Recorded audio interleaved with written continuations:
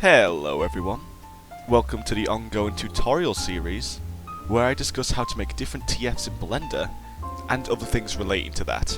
If you're unfamiliar on how to make your first TF, I would suggest checking out this video that's just popped up on the screen. Alternatively, you can click the link below to go to that video as well. This video will be focused around scene building. Scene building is a vital part to making your first picture or animation, as it actually creates a world for your character to live in, and makes the picture/animation overall way more aesthetically pleasing. Here, I've already set up Sophia into the situation I want her in, and set up the camera which I discussed in my very first flattening tutorial on Blender 2.8. Now, creating a scene in Blender 2.8 is a little different from Blender 2.79 and previous versions of Blender. Now, because of the real-time render engine Eevee, all textures must be done through the node system. Now, it may be complex at first, but it's actually surprisingly simple. Bring your mouse up to the top right here, where a little cross appears, and drag left. This will open a new window of viewport view to view through. Next, come down to the bottom left button, click it, and hit Shader Editor. Drag this grey box to the side, and this is where most of your work happens. Select your plane, or whatever your floor will be, and open the Material tab. Hit New, and you'll see some nodes already appear for you. Now you can use middle mouse to pan and zoom in, and here you can change the base colour if you just want a single colour. Change its shine, metallic, roughness, etc, etc. But what we want is a texture. So, first I would recommend an add-on. It already comes with Blender, so I'll show you how to activate it. Go into Edit and Preferences, go to Add-ons, and search Wrangler. Make sure you tick the Node Wrangler mod. Make sure you hit Save Preferences and then hit X.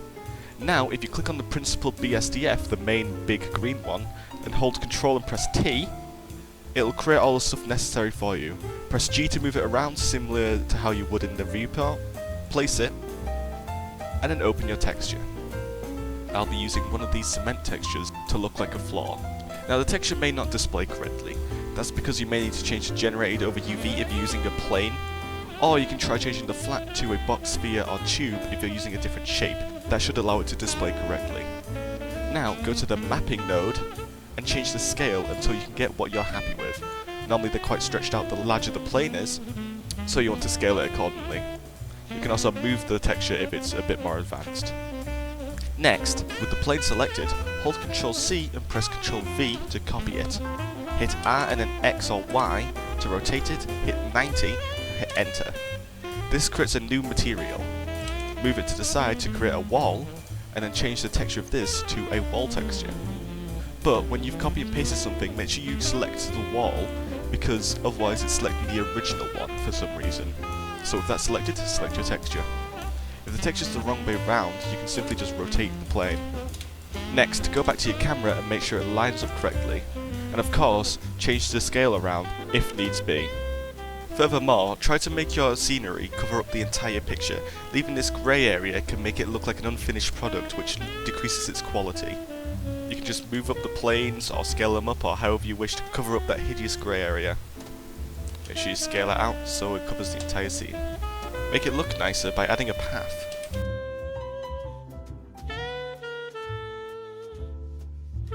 I should warn that when you create a new material, both the material output and the principled BSDF will be selected, so pressing Ctrl T here will create image textures for both of them. You do not want that. Hit delete and make sure you only select principled BSDF when you create a new node.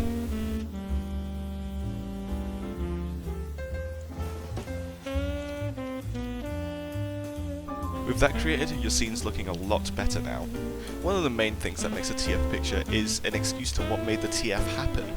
In this scene, it could be a variety of things, so let's give the scene some purpose in adding the thing that actually squashed Sophia. Here, I'm going to add in crush rigs.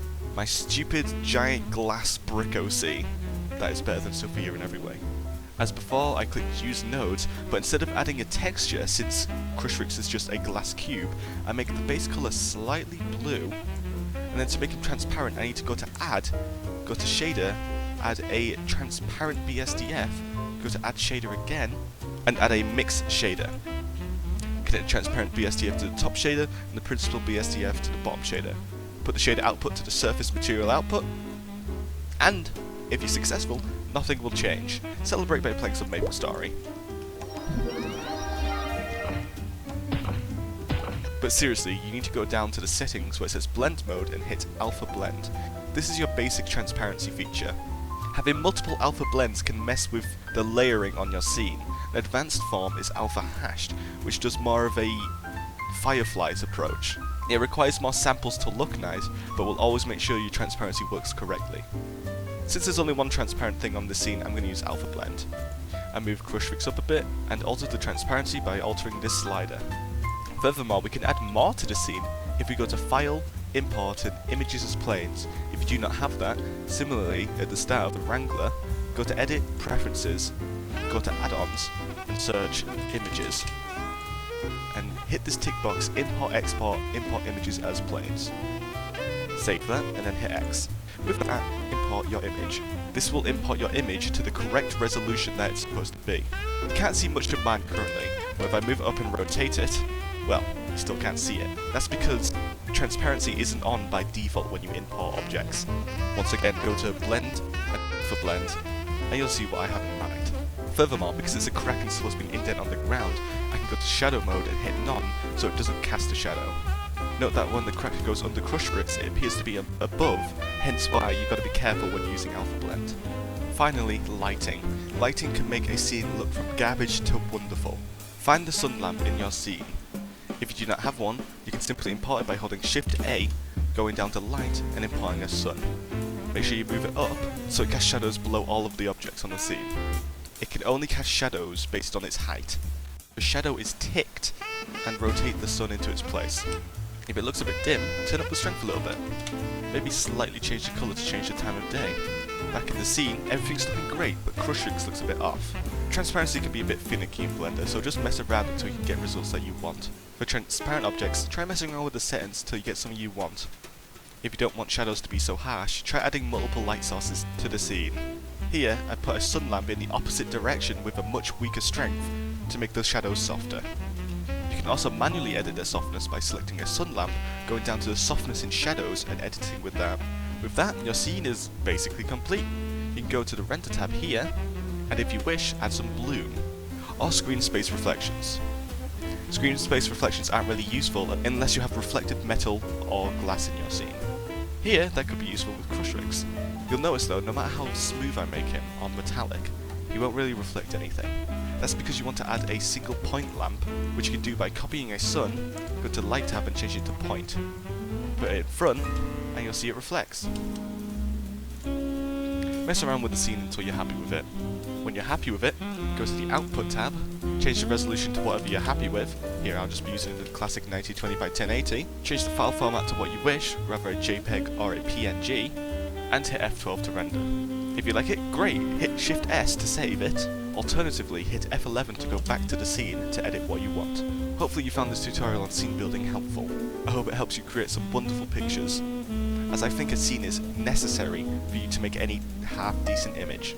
Just scaling down an axis on a model and rendering I would not say is passable. So make sure you add as much to your scene as possible. I could add maybe a bench here, a bin, maybe a darkened part where Crucifix has been, maybe someone looking down on them, just anything, to make the scene more complex and feel more lived in. But for now, this render will do. I hope you found it useful.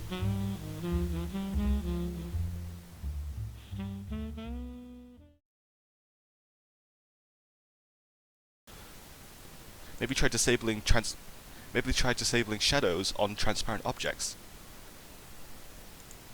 No, don't do that. That's horrible. Why would you ever do that? It's a terrible idea.